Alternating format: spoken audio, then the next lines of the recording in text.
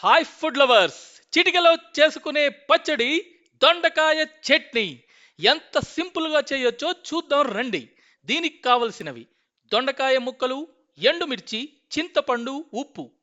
ముందు స్టవ్ మీద బాణలి పెట్టి నూనె వేసి వేడి చేసుకుని ఎండుమిర్చి వేసి వేయించుకోండి, పక్కన పెట్టుకోండి.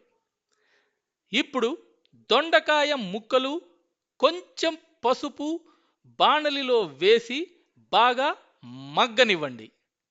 మిక్సీలో ఎండుమిర్చి, తగినంత ఉప్పు,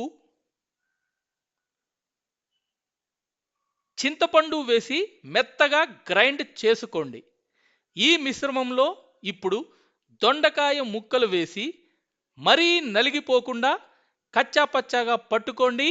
అంతే, పుల్ల పుల్లగా కారం కారంగా ఉండే దొండకాయ చట్నీ రెడీ. ఒక్కొక్క చట్నీ ఒక్కో రుచి, దొండకాయ చట్నీ మహారుచి. మీరు కూడా ఇలాంటి కామెంట్స్ చేయండి.